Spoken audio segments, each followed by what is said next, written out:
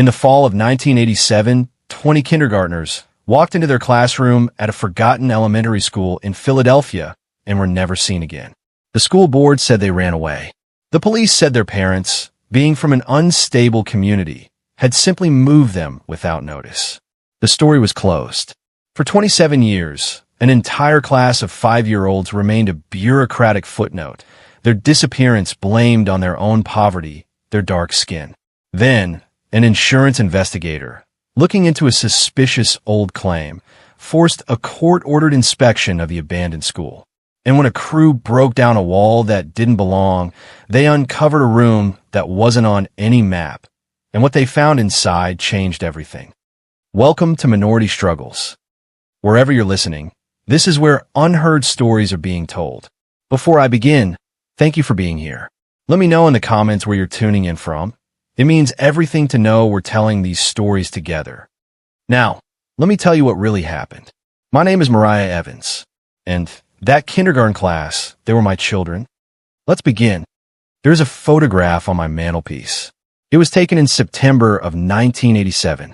In it, 20 small, beautiful faces are beaming at the camera. My face is there, too. In the center, a young woman of 25 with more hope in her eyes than she knew what to do with. That photograph is the last known image of my first ever kindergarten class. A month after it was taken, all 20 of them were gone. For 27 years, I have lived with the ghost of that empty classroom, a silence so profound it has shaped every day of my life. My defining trauma is not just that my students vanished. It's that they vanished while I was away, while I was unable to protect them. In 1987, I was a brand new teacher, full of fire and idealism, assigned to Northwood Elementary in a forgotten corner of North Philadelphia. The school was underfunded, the textbooks were tattered, and the paint was peeling from the walls, but the children were brilliant. They were my kids. They were funny and sweet, and full of a light that the world had not yet had a chance to dim. There was Keisha, who had a laugh that could fill the entire hallway. There was Marcus, who could build magnificent castles out of worn-out wooden blocks. And there was Jamal Carter.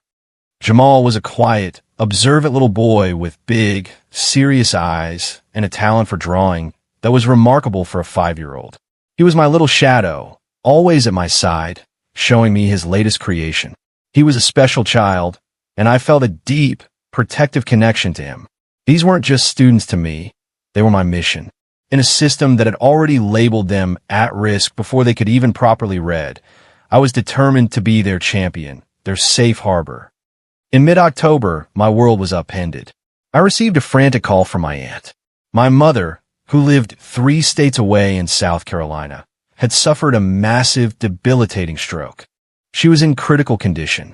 I had to go. I had to be there. I remember the chaos of that morning, throwing clothes into a bag, calling a substitute, trying to prepare a week's worth of lesson plans with my mind 1,000 miles away. I left a hurried note for my class, telling them I had a family emergency, but that I loved them and would be back as soon as I could. 1 week turned into 2. My mother's condition was grave. I sat by her hospital bedside, holding her hand, the vibrant life of my classroom feeling like a distant dream. I returned to Philadelphia 2 weeks later, exhausted and grieving, my mother having passed just days before. I walked into Northwood Elementary on a Monday morning, craving the chaotic, joyful energy of my students to pull me from my own sorrow. But when I opened the door to my classroom, I was met with an unnerving, absolute silence. The room was empty. The small chairs were neatly tucked under the tables. The art projects we had started were gone. The air was still and sterile. I found the principal in her office. She looked up at me, her expression not one of sympathy, but of weary annoyance. Beside her, nodding in agreement, was Dr. Edward Cole, the school's child psychologist. He was a respected, progressive white doctor from the district office, assigned to our school to help our underprivileged students. He had always been a champion for my class, and I had trusted him. Mariah, the principal said, her voice flat, there's been a change. While you were away, your students were withdrawn. Withdrawn? All of them? What are you talking about?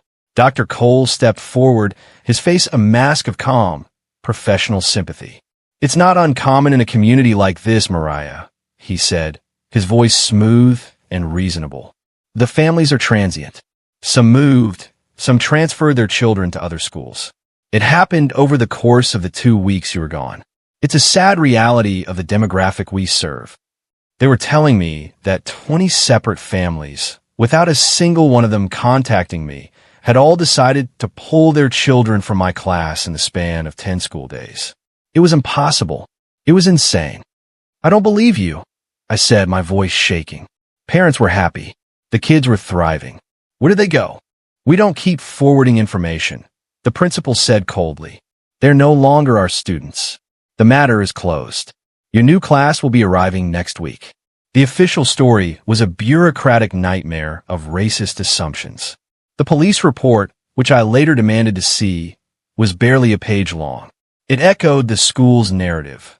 No evidence of foul play, likely a series of unrelated family relocations, a common occurrence in an unstable community. The disappearance of 20 black 5-year-olds was treated with less urgency than a fender bender in a wealthier neighborhood. The janitor at the time, a bitter, short-tempered man named Mr. Henderson, quit his job abruptly that same week. It was noted in the file, but not pursued. Why would it be? The case was already unofficially closed. The system had decided that these children, my children, were not worth finding. Their disappearance was blamed on the circumstances of their birth, on the color of their skin. For 27 years, I lived with that lie. I became a librarian, a profession built on facts and order, perhaps to counteract the chaos and uncertainty that had defined my life. But every night, I would close my eyes and see their faces. Every year, I would call the police department on the anniversary and ask if there were any updates on the Northwood 20, a name I'd given them. And every year, I was met with the same weary indifference. Then, one morning in the spring of 2014, my phone rang. It was a detective from the Philadelphia Police Department. For 27 years, they had told me my children had simply drifted away. But the detective wasn't calling about runaways. He was calling because an insurance investigator, a sealed room, and a 27-year-old lie were about to bring my entire world crashing down. The discovery of the tomb beneath my old classroom turned my private, 30-year nightmare into a public horror story. The city of Philadelphia, which had so easily forgotten 20 of its most vulnerable children, was now forced to confront the grim reality of its indifference. The story was a media sensation, a chilling tale of lost children and a dark secret buried beneath a house of learning. It all started with a man named Arthur Finch, an insurance fraud investigator. He was a meticulous bloodhound of a man working his way through a backlog of cold cases for his firm. He flagged a massive, suspicious claim from late 1987, filed by the archdiocese that owned Northwood Elementary. The claim was for emergency foundation reinforcement and asbestos abatement in the school's basement. The payout had been enormous, even for the time. What flagged it as suspicious was the lack of detailed contractor invoices and the rushed, almost panicked, nature of the approval. To verify that the expensive work had actually been done and not just been a way to pocket insurance money, Finch's firm got a court order to inspect the now-abandoned building. A small team of structural engineers was sent to the school. In the dusty basement, they found evidence of the asbestos abatement, but the foundation reinforcement was a puzzle. It wasn't reinforcement at all. It was a single, newer wall of mismatched bricks that sealed off a section of the foundation. It wasn't on any of the building's blueprints. To complete their inspection and close the fraud case, they had to see what was behind it. They broke through the wall. A camera sent through the initial breach revealed the truth. The insurance investigation was over. A mass homicide investigation had just begun. The police confirmed the worst: the skeletal remains of 20 small children. My children. A new homicide investigation was launched, and a veteran cold case detective named Isabella Rossi was the first person in law enforcement to ever look at me with something other than weary dismissal. She saw the pain and the obsession in my eyes and treated it not as a nuisance, but as a resource. I was the living history of this case. From the very beginning, the investigation had a single, clear, and obvious suspect: Mr. Henderson, the school's janitor from 1987. The narrative wrote itself. Henderson was a reclusive, bitter white man who had openly disdained the black students he was paid to clean up after. I recounted my own memories for Detective Rossi, my voice heavy with a guilt I hadn't realized I still carried. I told her how Henderson would mutter under his breath about the noise and the mess the children made. I remembered him once yelling at Jamal for accidentally spilling paint, his face contorted in a mask of pure rage. He was, by all accounts, a racist and an angry man. And then there was the most damning fact of all. In the days immediately following the children's disappearance, Mr. Henderson had collected his final paycheck, abandoned his apartment, and moved out of state without a word to anyone. It was a classic portrait of a guilty man fleeing the scene of his crime. The police dug into his past and found he had died of a heart attack in a small town in Florida more than a decade ago. The fraud investigation had inadvertently uncovered a crime whose presumed perpetrator was already dead. They couldn't charge a dead man, but they could close the case. He was the perfect monster. He was believable. He had a history of being ill-tempered, and he had run. It was a neat, simple solution to a horrifying crime. The media ran with it. The story became about the racist janitor who had finally been unmasked as a mass murderer. Even I, for a time, believed it. It made a kind of terrible sense. It was an easy answer to an impossible question. My hatred for Henderson, a man I had always instinctively disliked and feared, felt justified. Wanting to feel useful, to do something other than just grieve, I started going through the few things I had saved from my time at Northwood. In a dusty box in my attic, I found a folder labeled Class of 1987. Inside were lesson plans, old photographs, and a stack of drawings my students had made for me. They had been working on them the week I had to leave for my mother's bedside, a collection of Get Well Soon, Ms. Evans cards. I smiled through my tears as I looked at them, at the crookedly drawn flowers and suns, each one a small piece of a life that had been stolen. I came to the last one in the stack. It was from Jamal. My heart ached as I looked at his familiar, careful drawing style. The picture was of our classroom. He had drawn all his friends, little stick figures with big, smiling faces, holding hands in a circle. He had drawn me, a larger figure with wild, curly hair, standing at the chalkboard. And then I saw it. In the bottom corner of the drawing, there was a small, angry-looking figure hiding under a desk. It was a monster with sharp teeth and scowling eyes. And above it, in Jamal's shaky, 5-year-old print, was the label, MRH. It was a confirmation. The children feared the janitor. He was the monster under their desk. It solidified the police's theory. But then my eyes drifted to another part of the drawing. Standing at the front of the classroom, next to my own figure, was another man. He was drawn with a big, friendly smile, and he was holding one of the children's hands. He looked like a hero, a protector. And under his figure, Jamal had written another label, Dr. Cole. A chill went down my spine. The drawing was made while I was away. It confirmed what I already knew. Dr. Cole had been a central figure in my classroom during my absence. But seeing him there, depicted as a smiling savior, felt wrong. It was too perfect, too neat. The police were sure the janitor was the monster. But Jamal's drawing showed two powerful men in that room. One was the monster everyone saw. But what if the other one, the one everyone trusted, was a monster of a different kind? The image wouldn't leave my head. The smiling doctor, holding a small child's hand, right before they all disappeared forever. The drawing haunted me. On the surface, it was simple. The scary janitor was the monster, and the kind doctor was the helper. It was the story everyone believed. But my gut, a place that had been twisted with unease for 27 years, told me it wasn't that simple. The police had their neat narrative, and the case against the dead janitor was all but closed. But I couldn't let it go. I started my own quiet investigation, a journey back into the fog of 1987. I focused on Dr. Edward Cole. I remembered him as a charismatic and dedicated professional, a white psychologist from the district office who had taken a special interest in our underfunded school. At the time, his attention had felt like a blessing. He had championed our students, arguing for more resources and specialized programs. He had been our ally. Now, looking back through the lens of tragedy, his dedication felt intense. Overly so. I forced myself to recall the small details, the things that had seemed insignificant at the time. I remember Dr. Cole pushing for what he called special, private assessment sessions with my students. He had argued that these children, due to their unique environmental stressors, required a different approach. He had convinced the principal to give him his own key to my classroom, so he could conduct these sessions after school hours without disturbing anyone. I had seen it as a sign of his commitment. Now it felt sinister. Why did a psychologist need a private key to a kindergarten classroom? My next step was the hardest. I had to find the parents. Over the years, I had lost touch with most of them. The community had scattered, broken by poverty and grief.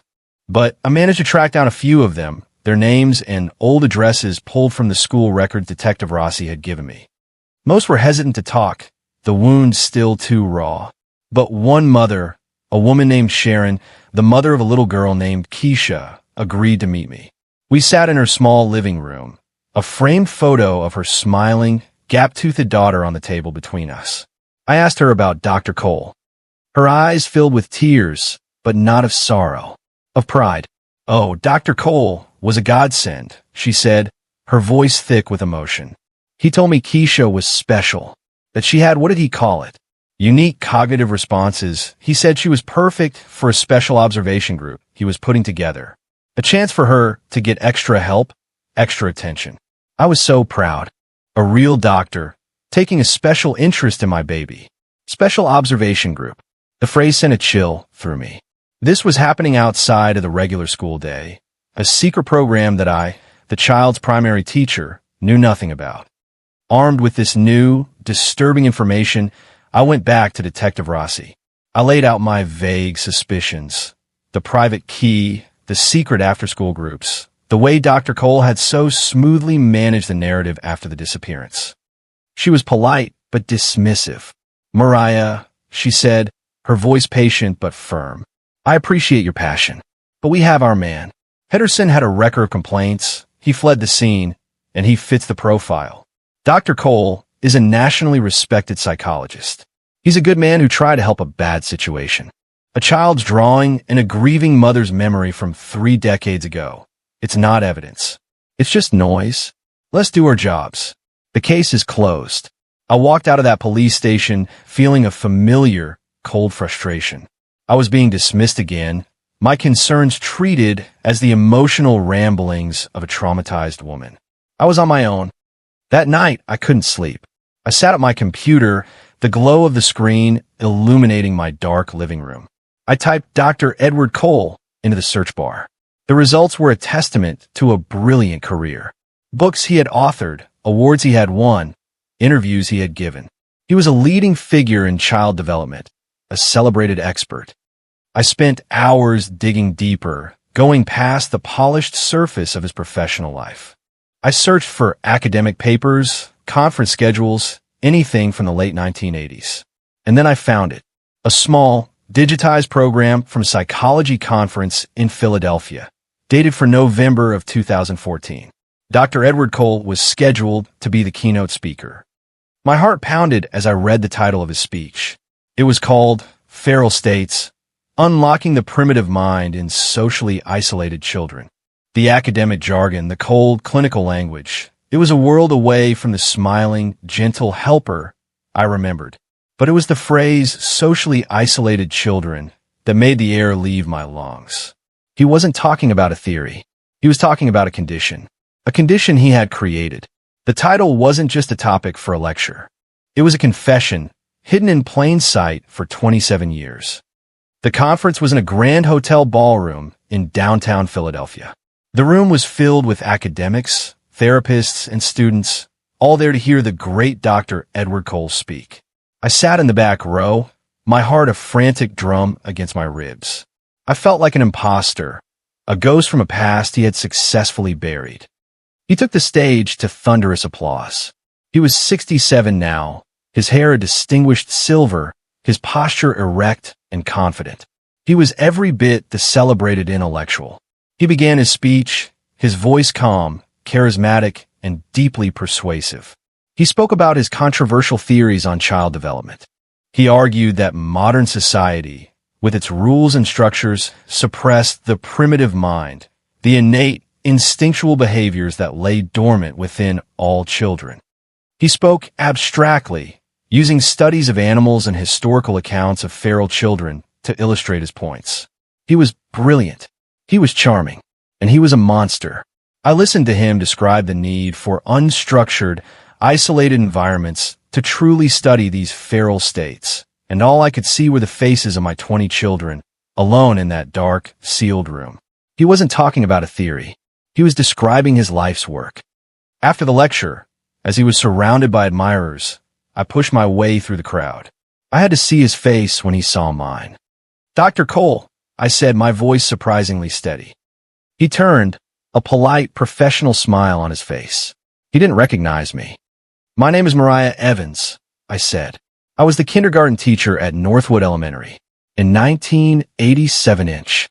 The smile didn't vanish, but it froze. For a fraction of a second, a flicker of something cold and hard, like a chip of ice, appeared in his eyes. It was there, and then it was gone, replaced instantly by a mask of warm, compassionate sorrow. "Mariah, my dear," he said, taking my hand in both of his. His skin was dry and cool. "Of course. I am so sorry for your loss. A terrible, unspeakable tragedy. I think of those poor children often." "I'm sure you do," I said, pulling my hand away. "I was hoping to ask you about your special observation groups, the ones you ran with my class while I was away." His composure didn't falter. He gave a sad, paternal smile. "Ah, yes. We were trying so hard to help them. A pilot program to provide some much-needed enrichment. It was a tragedy that we never got to see it through." "Jamal Carter was in that group," I said, watching his eyes. "He drew a picture of you, you know. He drew you in my classroom." The name, a specific name from a sea of forgotten faces, made him pause. His mask slipped for just a moment.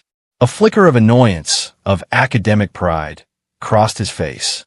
"Ah, the Carter boy," he said, his voice losing its warmth, becoming clinical. "Yes, he was a fascinating subject. A prime example of," he stopped himself, realizing his mistake. He had just referred to a murdered 5-year-old as a subject. He recovered quickly, the warm mask sliding back into place. But I had seen it. I had seen the monster behind the man. The encounter confirmed my worst fears and sent me on a new, desperate hunt. I spent the next week buried in the archives of the University of Pennsylvania's library, digging through obscure, decades-old academic journals. I was looking for a ghost, a paper trail he thought he had buried. And then I found it. It was in a small, defunct psychology journal from 1989, 2 years after the disappearance. The paper was published anonymously. It was titled Stress-Induced Social Regression, an unauthorized observational study of 20 urban pre-adolescents in a controlled, isolated environment. My hand shook as I read the methodology section. It described in cold, scientific detail an experiment in which a group of 20 children were placed in a subterranean, soundproofed room with no adult supervision to study their social dynamics under extreme stress. It described the duration of the observation, the methods of data collection, and the unforeseen, experiment-terminating outcome. It was a clinical, detached description of the murder of my class. I felt like I was going to be sick. He had published his crime. He had turned my children's final, terrified hours into a data set. I scanned the paper, my eyes searching for a name, a clue, anything that could link it directly to him. And then I found it at the very bottom of the last page, a tiny footnote I had almost missed. It was an acknowledgement. It read, "The research detailed in this paper was made possible by a private grant from the Finch-Cole Institute for Youth Development." I raced to a computer terminal and searched for the institute. It was a small, private foundation that had been dissolved in the early 1990s. But I found what I was looking for. The founder, director, and sole benefactor of the Finch-Cole Institute in 1987 was Dr. Edward Cole. He hadn't just conducted the experiment. He had funded it himself. He had paid for the privilege of turning my classroom into his own private laboratory. And I now had the proof. The anonymous research paper was the key. It was the Rosetta Stone that translated 27 years of lies into a single, horrifying truth. Sitting in that dusty library, the world outside fading away, I finally understood what had happened to my children. This wasn't a simple case of murder born of rage or malice. It was something far more chilling, far more monstrous. It was a scientific experiment. My mind raced, piecing together the timeline with a new, terrible clarity. My mother's stroke, the event that had pulled me away, had not been a tragedy for Dr. Cole. It had been an opportunity. It had given him a 2-week window, a perfect, unsupervised space to conduct the study he had been planning for years. He saw my classroom not as a place of learning and safety, but as a petri dish. And my students, my beautiful, vibrant children, were nothing more than specimens to be observed. He had used his authority, his sterling reputation as the helper, to take complete control. He had likely been preparing for weeks, perhaps even months. The secret after-school observation groups the parents had told me about, those were his preliminary trials, his way of selecting his subjects and testing his methods. Then, while I was gone, he had put his final plan into motion. He had lured them into that sealed room beneath my classroom. The room he had likely spent months modifying, soundproofing, and equipping with a hidden camera or a one-way mirror. He hadn't intended to kill them, not at first. That was the most chilling part. Their deaths were not the goal of his experiment. They were an unforeseen, inconvenient variable that had ruined his data. I pictured him in a hidden observation post, watching them on a monitor, taking meticulous notes as their initial excitement turned to confusion, then to fear, then to raw, primal panic. He was studying them. He was studying their feral states. But something had gone wrong. Perhaps the makeshift ventilation system he had installed had failed. Perhaps the experiment had simply gone on for too long. They had suffocated, their small lives extinguished by the cold, clinical ambition of a man who saw them not as people, but as data points. Their deaths had forced him to pivot from secret observation to a desperate cover-up. And the system, a system already primed to believe the worst about children like mine, had been his unwitting accomplice. The janitor, Mr. Henderson, with his racist grumbling and his coincidental, abrupt departure, had been a gift. He was the perfect scapegoat. Dr. Cole had likely even encouraged the rumors, subtly directing the principal and the police toward the easy, obvious answer. His racism and the institutional racism of the school board and the police department had worked in perfect, deadly harmony to bury his crime for nearly 3 decades. I now understood the full, horrifying scope of what he had done. But I also knew that a 30-year-old anonymous academic paper, however damning, might not be enough for a conviction. I needed something physical, something irrefutable that tied him directly to the construction of that tomb. My mind went back to something I had noticed in my research but had dismissed as unimportant. The school had been undergoing minor renovations in the summer and fall of 1987 to deal with an asbestos problem. Renovations meant permits. Permits meant paperwork. I spent the next 3 days at the Philadelphia City Archives, a place that smelled of dust and decaying paper. I waded through box after box of old building permits and work orders from Northwood Elementary, my eyes straining as I scanned the faded, typewritten pages. I was looking for a needle in a haystack. And on the 3rd day, I found it. It was a work order dated for the first week of my emergency leave in October of 1987. It was for an emergency modification to the sub-basement area. The order detailed the installation of specialized ventilation ducting, reinforced soundproofing materials, and closed-circuit audiovisual wiring for what was described as a newly established subterranean psychological observation room. My heart hammered against my ribs. And there, at the bottom of the page, was the authorizing signature, clear and confident. Dr. Edward Cole. I had him. It was the smoking gun, a signed document, a physical piece of evidence that connected him directly to the construction of the tomb where my children had died. He hadn't just used the room, he had built it.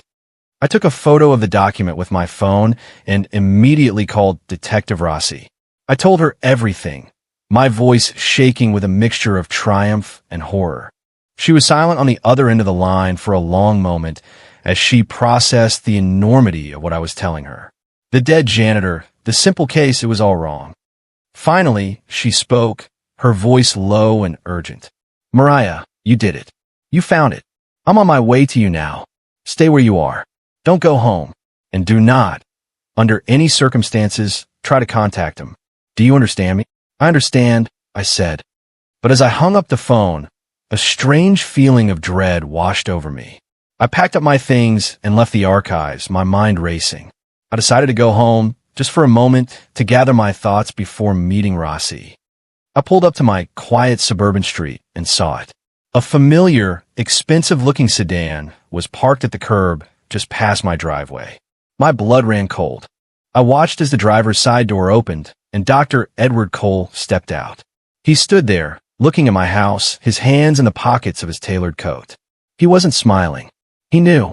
Somehow, he knew that I had unraveled his perfect 30-year-old secret, and he had come for me. My first instinct was to drive away, to flee. But my feet were rooted to the floor, my hands frozen on the steering wheel. This was it. The confrontation I had been unknowingly moving toward for 27 years.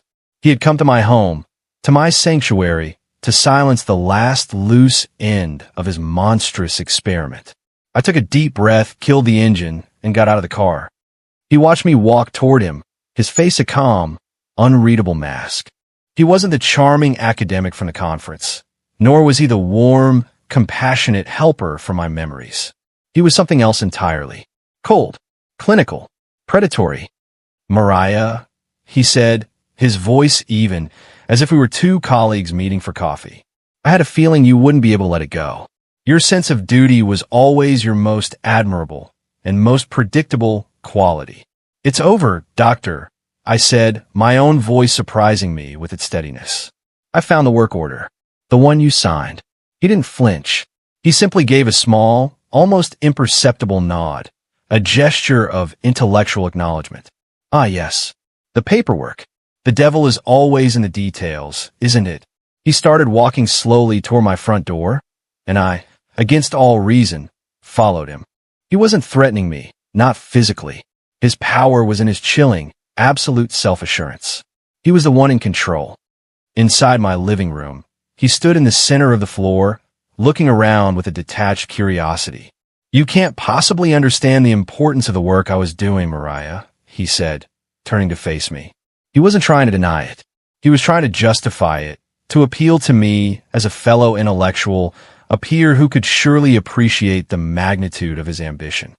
Those children, he said, his voice taking on the lecturing tone of the academic he was, were a unique opportunity. A perfect control group, socially isolated, environmentally stressed. They were a chance to study the human mind in its purest, most primitive state. A chance to unlock secrets that could have benefited humanity for generations. He spoke of my students, of Jamal, of Keisha, not as people, but as subjects, as specimens, as data points. He admitted everything. Not as a murderer confessing to a crime, but as a scientist disdainfully explaining his methodology to a layman who couldn't possibly comprehend its genius. I built a perfect environment, he said, a flicker of pride in his eyes. Soundproofed, isolated, with constant observation. I was on the verge of a breakthrough. The data I was collecting was extraordinary. You murdered them, I whispered, the words feeling utterly inadequate. He waved a dismissive hand. An unfortunate contamination of the data, he said, his voice laced with annoyance. The ventilation system was rudimentary. Its failure was an unforeseen variable that skewed the results. Their deaths were not the point, Mariah. They were a procedural setback. A great tragedy, yes, but the true tragedy was the loss of the research. He showed no remorse, no guilt, no flicker of human empathy. Only the profound intellectual frustration of a narcissist whose great experiment had been ruined. He truly believed that his work was more important than the lives of 20 children. It was in that moment, as he was calmly explaining why the world had been robbed of his brilliant findings, that the front door burst open. Detective Rossi stood there, her gun drawn, flanked by 2 uniformed officers. "Dr. Cole," she said, her voice like ice. "You're under arrest." For the first time, the calm, academic facade shattered. As the officers moved forward to place him in handcuffs, his face contorted into a mask of impotent rage. The illusion of intellectual control was gone, replaced by the snarling fury of a predator being caged. He wasn't a god in his laboratory anymore. He was just a small, pathetic old man, his great experiment ending in a pair of cold steel cuffs. The story ends, but for me, it never truly will. I stood at the memorial that was finally erected last spring in a small park where Northwood Elementary once stood. 20 small, bronze plaques are set in the grass, each one bearing the name of a child the world had decided to forget. Jamal Carter, Keisha Jones, Marcus Williams. I read each one aloud. The system didn't see them as children. It saw them as statistics, at-risk youth from an unstable community. It was a perception that made them invisible, a perception that Dr. Cole had exploited with lethal precision.